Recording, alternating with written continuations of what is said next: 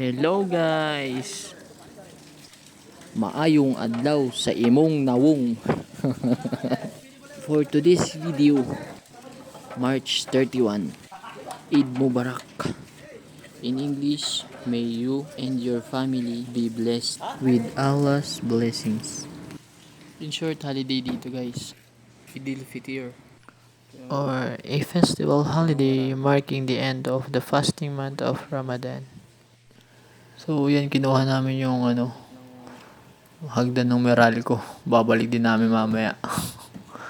So kinuha natin yan hindi para mag-repair or mag-electrical, kundi mangunguha tayo ng isda.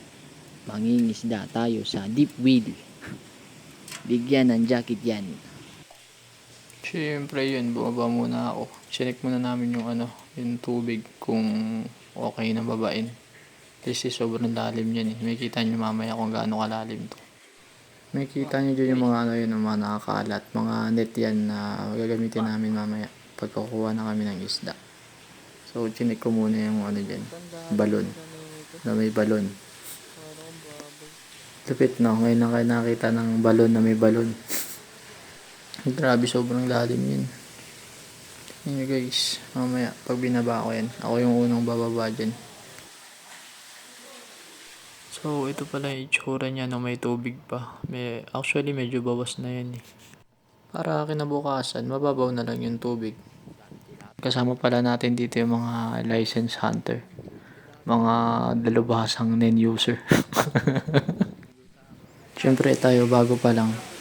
So, kailangan natin makinig sa kanila para malaman natin yung kung paano ipalabas yung natatagong din sa katawan natin. So, ako yung unang bumaba dyan. Kita nyo naman. Ako yung tester eh. Dala ko yung net panghuli ng tilapia. Marami tilapia eh. So, unti lang yung nakuha namin. Isang timba lang. Kasi sakto lang para sa amin yun. Mamaya, maririnig nyo dyan, parang nagsisigawan na kami dyan. Pero normal lang yan. Hindi kasi namin maintindihan yung isa't isa. Kasi lakas nung tulo ng tubig, nag-e-echo pa. Pati ako sumisigaw na dyan, kaso nga lang yung salita ko mahina lang. Mas malakas kasi yung tulo ng tubig. Takot yan silang bumaba, kaya ako yung nauna. Pero mamaya yung isang kasama ko dyan, yun yung magbabatak manghuli ng isda.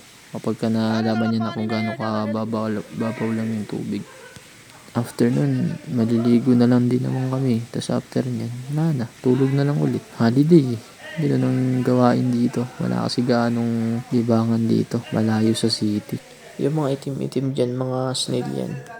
Yun lang, after maghatian, kanya-kanyang tago na sa tarima.